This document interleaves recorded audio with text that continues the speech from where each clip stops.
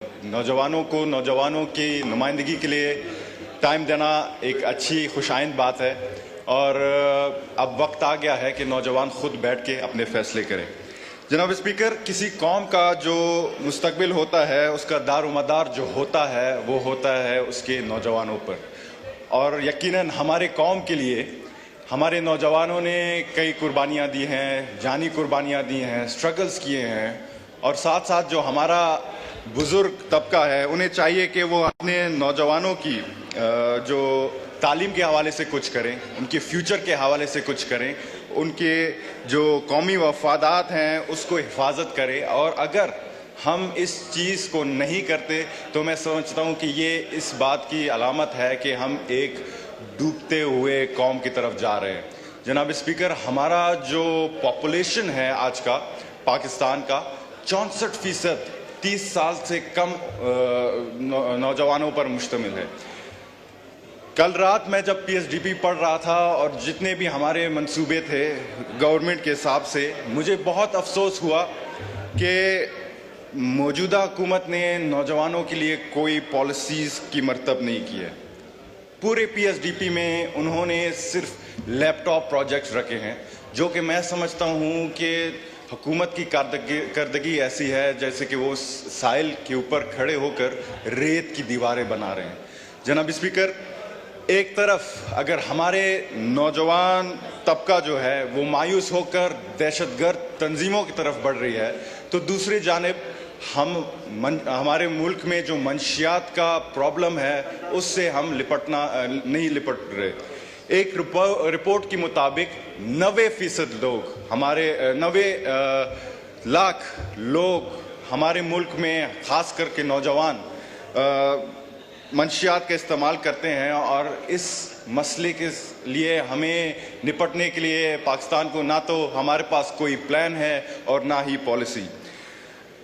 और दूसरी तरफ जो कि ये बेरोज़गार जज्बाती नाराज़ नौजवान है, मैं समझता हूँ कि ये दहशतगर्द तंजीमों के लिए रिक्रूटमेंट का आसानी तरीका है, क्योंकि वो जज्बाती नारों में आकर और कुछ क्या कहते हैं इंसेंटिव्स के लिए मुल्क दुश्मन अनासर के साथ खड़े हो जाते हैं। तो खुदारा जनाब स्पीकर, मुझे पता नहीं कि इस हुकूमत के बाद कोई कहाँ हो, लेकिन हमें इसी मुल्क में रहना है, और मैं इस पार्लिमान का सबसे कम उम्र तरीन पार्लियामेंटेरियन का एजाज़ रखने के साथ साथ ये भी एजाज़ रखता हूँ कि मैं अपने 64% आवाम की नुमाइंदगी करूँ, तो मैं अपने नौजवानों की नुमाइंदगी हर मोड़ पे, हर फोरम पे ज़रूर करूँगा।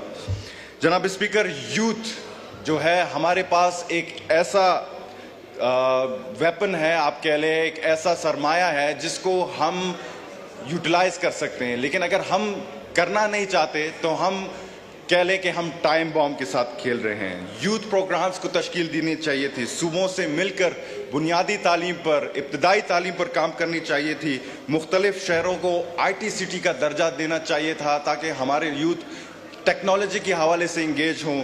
जनाब स्पीकर, मैं एक खुद प्रोफेशनल फुटबॉलर रह चुका हूँ, एक स्पोर्ट्समैन रह चुका हूँ, और मुझे पता है कि जब स्पोर्ट्समैन एक स्टेज तक पहुँचता है तो उसे कितनी स्ट्रगल की ज़रूरत होती है।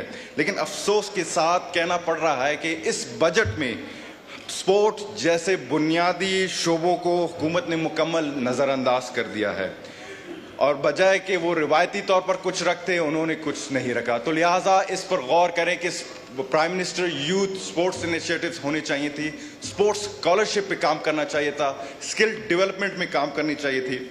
जनाब स्पीकर, ये हुए वफाक की बातें। कुछ मैं बलूचिस्तान के हवाले से बात करना चाहता हूँ कि क्योंकि बलूचिस्तान के नौजवान भी मेरे दिल के बड़े करीब हैं। जनाब स्पीकर, मेरा ताल्लुक एक ऐसे सूबे से है जिसके लोग आज भी सहारा के रेगिस्तान से बदतर ज़िंदगी गुजारने पर मजबूर हैं।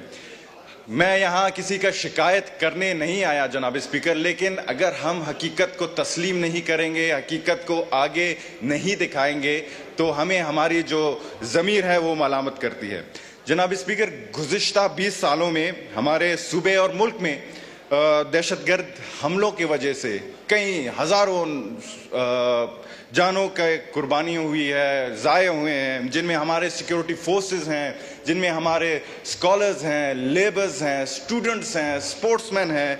लेकिन जनाब स्पीकर, यकीनन अगर अमन और इस्तेकाम इस मुल्क और बलूचिस्तान में है तो उन्हीं की कुर्बानी की बदौलत है, और मैं भी उन मुतासरीन में से एक हूँ। मेरे भाई को शहीद किया गया, मेरे वालिद को शहीद किया गया, मेरे सैकड़ों साथियों को आजकल शहीद कर रहे हैं। लेकिन अर्ज़ ये है कि गुजारिश ये है कि मुझे अल्लाह ने हर चीज़ दी है और मैं ज़िंदगी गुजार रहा हूँ, लेकिन कुछ शोहदा ऐसे भी हैं जिनके घर में ना खाने को खाना है और ना पीने को पानी।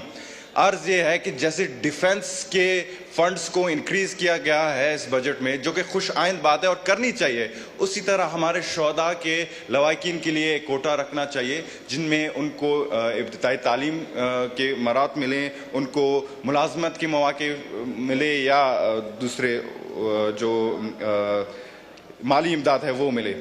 जनाब स्पीकर, बढ़ते हैं बलूचिस्तान में तालीम की सूरत हाल के हवाले से, और मैं ख़ुसूसन इस पे तवज्जो चाहूँगा क्योंकि फ़ेडरल में हमारे कुछ ऐसे स्कीम्स फंसे हुए हैं जो कि खुशाइंद बात है। जनाब स्पीकर, आज से 5 साल पहले जब मेरे वालिद शहीद सिराज रहसानी को मुल्क दुश्मन अनासर ने उनके 300 से ज़ायद साथियों समेत शहीद किया, तो मैं उस वक्त थाईलैंड में आला तालीम हासिल कर रहा था। तो जब मैं वापस लौटा तो मेरे सामने 2 ऑप्शंस थे। पहला ऑप्शन था कि मैं चुप करके बैठूं, दूसरा ऑप्शन ये था कि मैं उनका बदला लूं। उसमें यह था कि बंदूक उठा के पहाड़ों का रुख करूं, रियासत के साथ लड़ूं, या किसी के बहकावे में आकर कुछ करूं। अगर मैं दूसरा ऑप्शन चूज करता तो यकीनन मेरे अक़वाम के नौजवान भी मेरे साथ बंदूक थाम के मेरे साथ खड़े होते। लेकिन हमने ये फैसला किया कि हम तीसरा ऑप्शन बनाएंगे। तीसरा ऑप्शन ये था कि हम पॉलिटिक्स में आके सियासी अमल का मुजाहरा करते हुए इस पार्लियामान में पहुंचेंगे, अपने लोगों की नुमाइंदगी करेंगे। इसकी जनाब स्पीकर 2 वजह थी। पहला वजह यह था तालीम, दूसरा वजह यह था कि हमारी शहीद रानी मोहतरमा बेनज़ीर भुट्टो साहिबा ने हमें यह सिखाया था कि democracy is the best revenge. जनाब स्पीकर, मैं चाहूँगा कि वफाक से हमारे लिए दानिश स्कूल्स ख़ासकर कोयटा में, क्योंकि मेरा उम्र 25 साल का है, मेरा जो हल्का इंतखाब है सरियाब, 25 साल में मुझे नहीं लगता कि उधर एजुकेशन इम्प्रूवमेंट हुई है। 14,000 स्कूल्स हैं, उन 14,000 स्कूल्स में 55% के इमारत तबाह है, वॉशरूम्स नहीं है, स्टाफ शॉर्टेजेस हैं। तो खुदारा आप मुझे बताएं कि अगर हम अपने बच्चों और बच्चियों को इन स्कूल्स में भेजेंगे, या तो वो दहशतगर्दी की तरफ जाएंगे या तो मंशियात की तरफ जाएंगे। जनाब स्पीकर, बलूचिस्तान में सेहत की भी बड़ी मसले हैं। अक्सर लोग इब्तिदाई तिबी इमदाद ना मिलने से मौत की कुएं में दाखिल होते हैं। तो खुदारा हमारे जैसे ऑनरेबल मेंबर ने, पीपल्स पार्टी के सीनियर मेंबर ने कहा कि हमारे चेयरमैन के साथ पीएचडीपी में कोई मुशावरत नहीं की गई। तो खुदारा अगर हमारे साथ पीएचडीपी में मुशावरत करते तो हम उन्हें बेहतर बता सकते थे कि बलूचिस्तान में हेल्थ के हवाले से क्या ज़रूरत है। कोयटा जैसे शहर में हमारे पास ट्रॉमा सेंटर्स नहीं है। सरियाब जो कि कोयटा का दिल है, लोग दिन ब दिन ट्रैफिक हादसा से मर रहे हैं। तो खुदारा इस पर भी तवज्जो दी जाए। जनाब स्पीकर, गैस के हवाले से हम अगर बात करें तो गैस की दरियाफ्त जो होती है वो बलूचिस्तान से होती है और बलूचिस्तान से ही गुजर कर पूरे मुल्क में जाती है।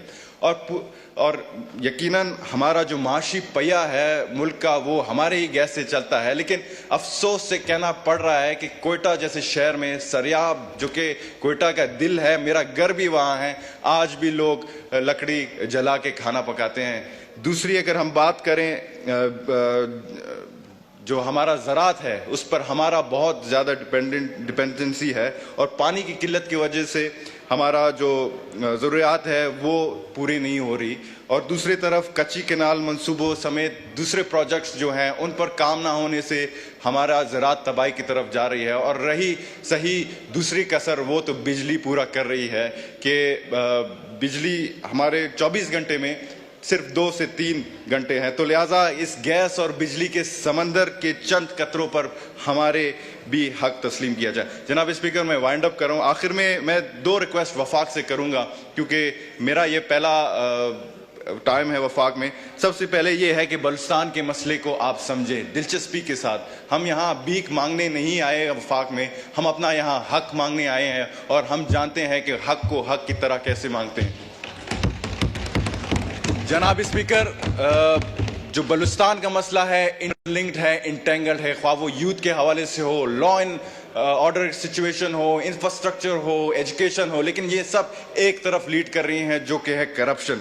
जनाब स्पीकर, हमारे चेयरमैन का बिलावल भुट्टो जरदारी साहब का जीरो टॉलरेंस अप्रोच अपनाने का फैसला है उस पर करप्शन पे, और इसी तरह मैं वफाक से भी ये दरख्वास्त करूंगा कि बलूचिस्तान के जितने भी मंसूबे आते हैं, या ख्वाह वो अफसरान के हवाले से हो या स्कीम्स के हवाले से हो, हमारे ऊपर वो ये वाजे करें, उसकी निशानदेही की जाए ताकि हमें पता चले कि हमारे नौकरियां कौन बेच रहा है, हमारी एजुकेशन की सीट्स कहाँ बिक रही हैं। और जहाँ तक बात है नौजवानों की, मैं समझता हूं कि जितने भी हमारे फेडरल में बलूचिस्तान के कोटा आते हैं उनमें मेक श्योर करें कि बलूचिस्तान के ही लोग लगें ताकि हमें पता चले। आखिर में जनाब स्पीकर, मैं वज़ीर आज़म साहब से ये दरख्वास्त करूंगा कि बलूचिस्तान अपने काबीना के साथ आए, हमारे एजुकेशनल इंस्टीट्यूट्स में वो सेमिनार्स करे ताकि हमारे नौजवानों को जाने कि किस तरीके के वो जो ग्रीवेंसेस रखते हैं उनको सुने। और मैं चाहूँगा कि दरख्वास्त करूंगा कि इस कौम के बच्चे भी वज़ीर आज़म के अपने बच्चे हैं, उनको भी हमजा की तरह ट्रीट करें तो बेहतर होगा, वरना ये कौम हमें कभी माफ़ नहीं करेगी। और कौम और हमारे जितने भी पार्लियामेंटेरियन यहाँ बैठे हैं उम्र में शायद ही मुझसे बड़े होंगे, लेकिन उनको मैं एक बात ज़रूर कहूँगा कि conflict is a normal phenomena. Conflict brings positive change, be it societal, be it economical, be it political, but we must avoid violence at all costs। तो उम्मीद है कि वो मेरी भी रहनुमाई फरमाएंगे। और आखिर में मैं जब मोहतरमा बेनज़ीर भुट्टो शहीद हुए थे, हमारे सदर साहब आसिफ अली जरदारी साहब ने एक नारा बुलंद की थी पाकिस्तान कप्पे का, वो मैं नारा दोहराना चाहूँगा लेकिन अपने ज़ुबान में कि पाकिस्तान न आए, बलूचिस्तान न आए, नन बलूचिस्तान, पाकिस्तान जिंदाबाद। बहुत शुक्रिया।